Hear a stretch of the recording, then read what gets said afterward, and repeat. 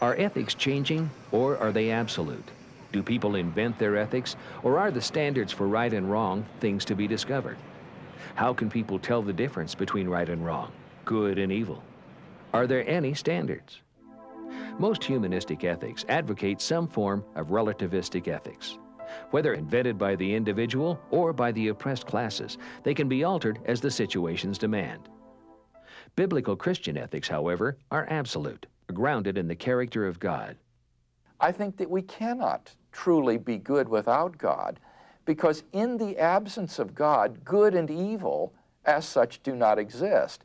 So without God, we cannot be good, but neither can we be evil without God. In the absence of God, everything is relative. Moral values are just expressions of personal taste, like I like vanilla, and somebody else says, well, I like chocolate.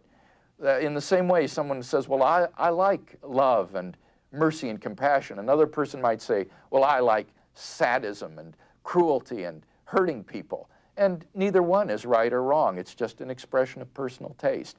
The revealed ethical order can be the only true source of morality. Moral values are discovered, not invented by humans.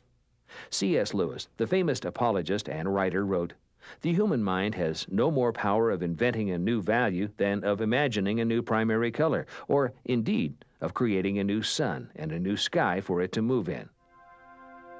Christian ethics are grounded in the character of God and are revealed in both general and special revelation, biblical law and natural law. The biblical worldview says that because humans were created in God's image, they have God's law built into their consciences. The Apostle Paul wrote in Romans 2:15 that all human beings have the work of the law written in their hearts, their conscience.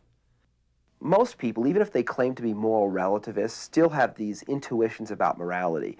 For example, they know that it's wrong to torture children for fun, that you ought not to take from people what is really theirs, that we ought to treat other people fairly. I mean, many relativists who I know get upset at what they consider social injustice, which of course implies some sort of objective moral framework. The special revelation of the Scriptures provides an unshakable foundation for understanding God's ethical order. While it is impossible for the Bible to address every moral dilemma, it provides enough principles and guidelines to discern right and wrong in all situations.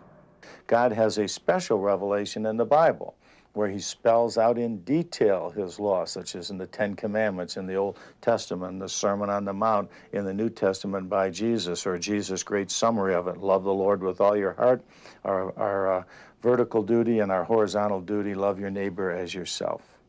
Christians must live according to these revealed ethics. The goal of the Christian is to be conformed to God's character and will.